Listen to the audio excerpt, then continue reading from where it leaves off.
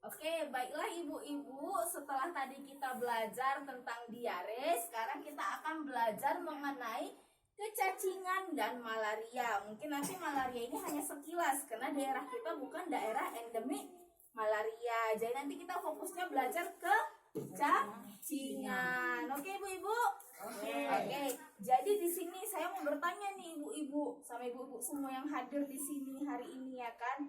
Jadi, apa pernah anak ibu-ibu mengalami kecacingan? Pernah. Pernah. Ibu bagaimana, pernah tidak? Pernah. Pernah. Jadi hampir rata-rata anak kita waktu kecil itu sering mengalami penyakit kecacingan. Kemudian saya mau bertanya juga ini. Jadi kalau anak-anak ibu-ibu pernah mengalami kecacingan, kira-kira apa sih bahaya dari penyakit cacing ini tadi? Bahaya. Bahayanya apa, Bu? Saya nanya memang Iya. bahaya, tapi saya kan bertanya Kurus, bahayanya iya, apa? kurus. Oh, anak kita bisa jadi kurus. Mau makan. Oh, tidak mau makan anak kita karena kecacingan tadi. Ayo apa lagi? Itu aja. Oh, banyak ya kan, ada yang perutnya buncit ya kan. Banyak ini bahayanya dari kecacingan. Nanti kalau dia nggak mau makan udah kurus, ternyata kurang gizi ya kan ibu-ibu. Iya. Kekurangan gizi bahayanya untuk ke masa depannya, iya kan? Iya. Oke, jadi sekarang kita mau lihat nih di flip chart 32 mengenal kecacingan dan bagaimana cara pencegahannya ibu-ibu. Yuk kita baca nih, apa sih arti dari kecacingan? Adalah gangguan kesehatan akibat adanya cacing parasit pada tubuh anak. Disebut parasit karena cacing mengganggu penyerapan zat makanan dalam usus. Jadi kecacingan tadi adalah gejala gangguan kesehatan akibat adanya cacing parasit pada tubuh anak. Disebut parasit karena cacing mengganggu penyerapan zat makanan dalam usus. Karena cacing itu tadi menyerap zat makanan dalam usus, akhirnya anak kita kurang gizi, jadi kurus, ya kan ibu-ibu? Jadi kita lihat nih ada beberapa jenis cacing di sini. Ada cacing gelang, ada cacing cambuk, dan ada cacing tambang. Ini biasanya cacing yang menyerang pada anak kita. Cacing gelang, cacing cambuk, dan cacing tambang. Di sini ada tunjuknya ukurannya. Cacing gelang itu panjangnya 10 sampai 35 cm. Panjang nggak itu? Panjang, udah sepanjang penggaris ya kan ibu-ibu. Terus bertelur 100.000 sampai 200.000 butir per hari. Banyak enggak? Jadi ketika anak kita mengalami satwa di situ cacing gelangnya di dalam, bertelur dia 100.000 sampai 200.000 per hari. Gimana itu? Ya kan? Pasti udah banyak kali nih cacing dalam perut. Kemudian kita lihat juga cacing cambuk. Kita lihat panjangnya katanya 4 sampai 5 cm. Pendek ya kan? Kemudian bertelur 3.000 sampai 10.000 butir per hari. Banyak nih telur cacing ibu kalau udah bertelur. Kemudian kita lihat juga cacing tambang. Katanya panjangnya 0,8 sampai 1 cm. Lebih pendek lagi, 1 cm segini lah itu ya kan. Terus bertelur 5.000 sampai 10.000 butir per hari. Pendek-pendek dia, kecil-kecil pun dia telurnya banyak ibu-ibu. Nanti kalau telurnya menetas, jadi anak cacing, jadi banyak cacingnya. Jadi kalau anak kita cacingan, bagaimana sih cara mencegahnya? Kan nggak mungkin kita biarkan anak kita cacingan ya kan ibu-ibu. Kita juga sayang sama anak kita, nggak maunya kita anak kita kurang gizi karena cacingan ini. Jadi bagaimana cara pencegahannya? Yuk kita baca bagaimana cara pencegahannya. Cuci tangan pakai sabun dan air mengalir. Potong kuku pendek dan bersih. Gunakan alas kaki jika keluar rumah. BAB dan buang air kecil menggunakan jamban sehat. Bersihkan bak penampung air dan tutup, dan membuang sampah pada tempatnya. Jadi ini cara pencegahannya ibu-ibu kalau anak kita tidak mau cacingan. Jadi yang pertama, cuci tangan pakai sabun dan air mengalir. Jadi suruhlah rajin-rajin anak kita cuci tangan dengan sabun di air mengalir.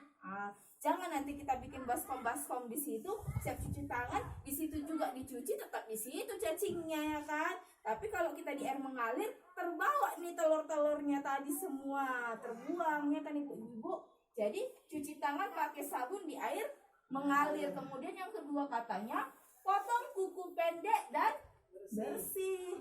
Potonglah kuku kita pendek dan bersih. Kadang ada anak-anak yang kukunya udah panjang, hitam lagi, ya enggak? Kadang orang tua nggak perhatikan itu. Ternyata kuku anaknya udah panjang, potong lagi di dalam. Jadi itu adalah satu penyebab kecacingan. Jadi bagaimana mencegahnya? Ya kita potong pendek, ya kan ibu-ibu? Kemudian selanjutnya katanya gunakan alas kaki jika keluar rumah. Banyak anak-anak kalau keluar rumah males pakai sandalnya kan bu. Kalau mau keluar, oh ayo kita main, temannya langsung lari dari rumah keluar, nggak pakai sandal.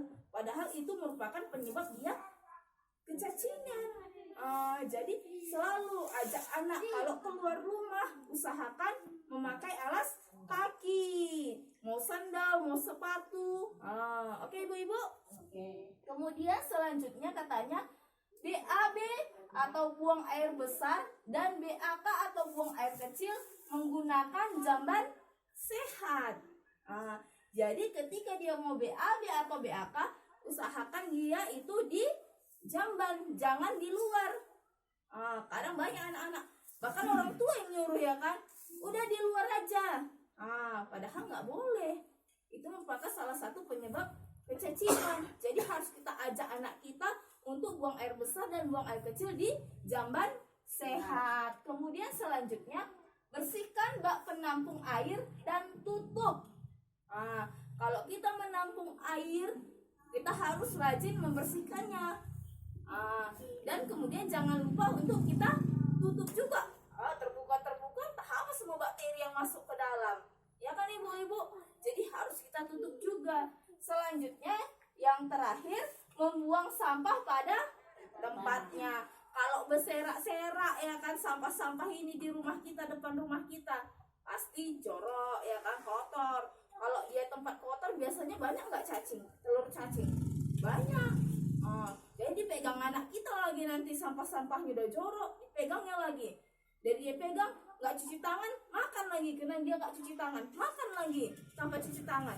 Terakhirnya masuk nih telur-telur cacing ke dalam tubuh, ya kan?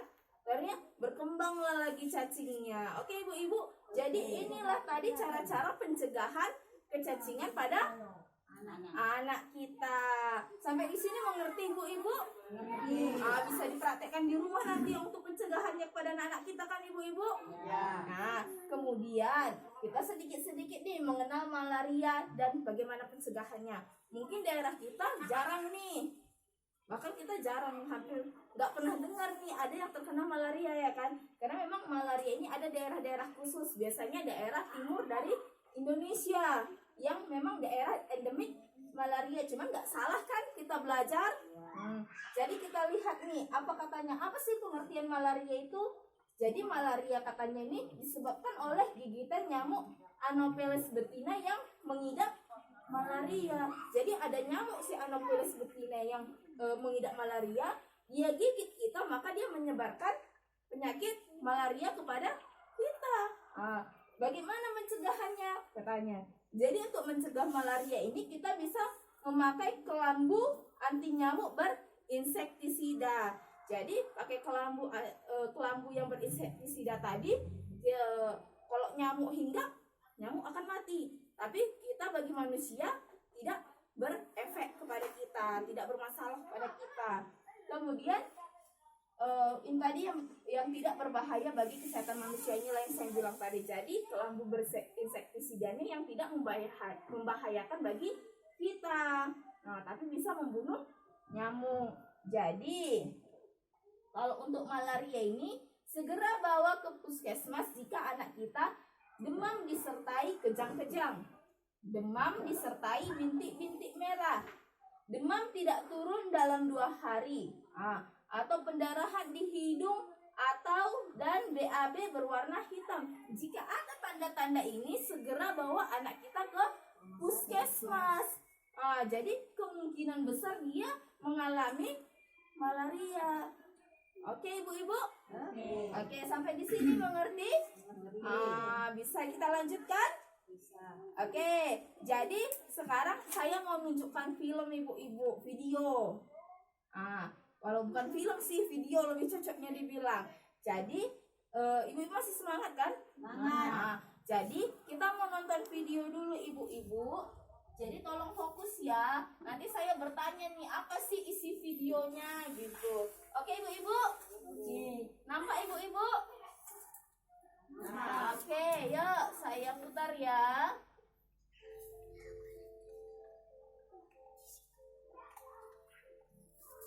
Anak kesaksian. 1. Hindari kebiasaan buang air besar di tanah, kebun, atau sawah. 2. Pakai alas kaki sandal atau jika perlahan. 3. Mencuci tangan dengan sabun dan air mengalir jika hendak makan. 4. Pemeriksaan rutin dan mendapat obat cacing di puskesmas. 5.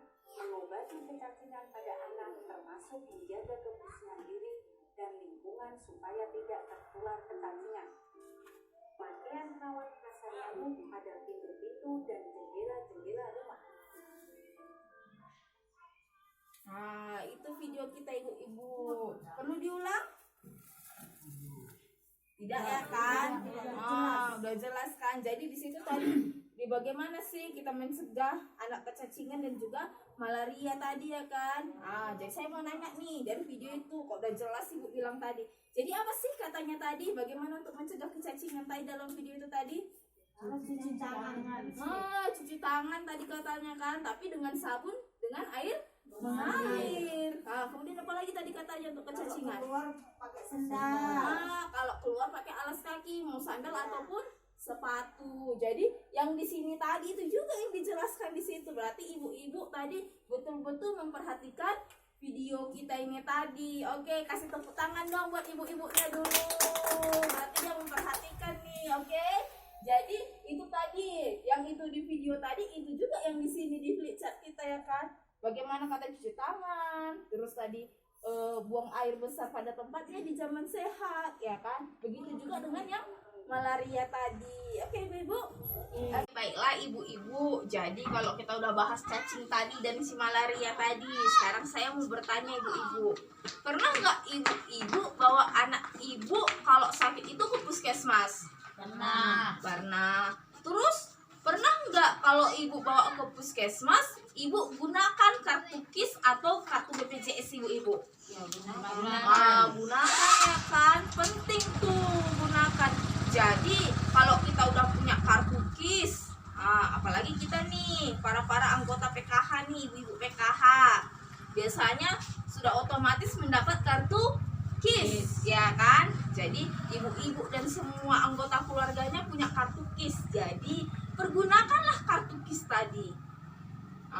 Jadi kalau kita mau berobat ketika kita sakit, berobatlah ke puskesmas. Gunakan kartu KIS kita tadi. Karena jika kita gunakan kartu KIS, maka kita akan gratis.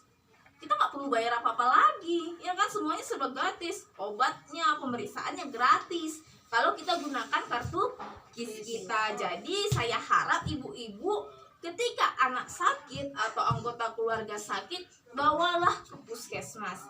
Jangan hanya menggunakan obat-obat yang di warung.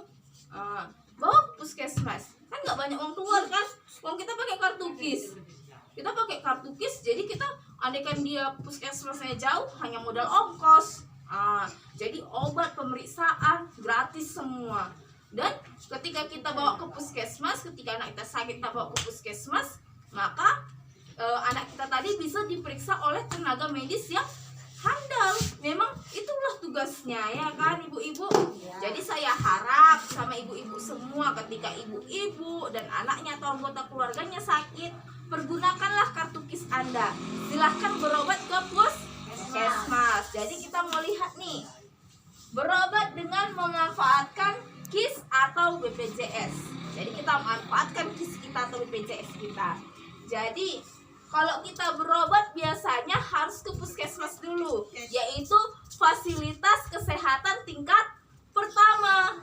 Biasanya kalau fasilitas kesehatan tingkat pertama itu berada di daerah kecamatan, ibu-ibu. Ibu, kalau kita sakit, kita harus datang ke puskesmas dulu, ke fasilitas kesehatan tingkat pertama. Kalau penyakit kita parah atau anak kita tadi parah, maka harus dirujuk. Kalau dirujuk itu ke fasilitas kesehatan tingkat kedua. Fasilitas kesehatan tingkat kedua itu berada di mana? Daerah kabupaten. Kalau tadi tingkat pertama di kecamatan, yang kedua ada di kabupaten. Jadi kalau kita mau rujuk dari tingkat pertama ke tingkat kedua, maka kita harus meminta rujukan ke Vaskes tingkat pertama. Sebelum kalau kita mau rujuk ke rumah sakit daerah, jadi harus dulu minta surat rujukan dari fasilitas kesehatan tingkat pertama. Kemudian ternyata kita sudah di rumah sakit umum daerah nih. Dari sakit umum daerah ternyata perlu lagi dirujuk. Kalau kita dari daerah atau kabupaten, maka akan dirujuk ke fasilitas kesehatan tingkat ketiga, yaitu berada di biasanya provinsi, ibu-ibu. Jadi kalau kita pengen rujuk ke tingkat ketiga, Vaskes tingkat ketiga, kita juga harus minta surat rujukan ke tingkat kedua. Sama seperti yang tadi, ketika kita mau ke Vaskes tingkat 2, minta rujukan ke Vaskes tingkat 1. Kalau kita mau ke Vaskes tingkat 3, harus minta rujukan ke Vaskes tingkat 2, ibu-ibu. Contohnya kalau Vaskes tingkat 3 ini, kalau kita di Sumatera Utara ada Rumah Sakit Umum Adam Malik. Jadi itu adalah Vaskes tingkat 3. Jadi bertahap. Jadi jangan aku nggak mau nih ke puskesmas, aku mau langsung ke Adam Malik, tidak bisa. Apalagi kalau kita pakai kartu KIS, ya kan ibu-ibu. Kecuali ibu-ibu nggak mau pakai kartu KIS, mau bayar, ya kan, itu terserah mau langsung kemana, mau ke Jakarta, mau ke Penang, dibawa tidak masalah. Tapi kalau kita mempergunakan KIS, harus sesuai tahapannya. Mulai dari puskesmas dulu. Ketika tidak bisa ditangani puskesmas, kita minta surat rujukan untuk ke rumah sakit umum daerah. Ketika rumah sakit umum daerah tidak bisa menanganinya, maka kita minta rujukan untuk ke rumah sakit umum pusat, yaitu yang ada di provinsi. Oke, ibu-ibu? Oke, sampai di sini paham, ibu-ibu? Paham. Oke, jadi saya harap mulai dari sekarang ibu-ibu bisa, ya kan, bagaimana tadi yang kita pelajari, mencegah kecacingan tadi. Kemudian mungkin di sini tidak ada malaria, cuman nggak salahnya kita mencegah, ya kan ibu-ibu. Bagaimana mencegah malaria dan mempergunakan kartu KIS kita ketika kita sakit. Oke, ibu-ibu? Oke.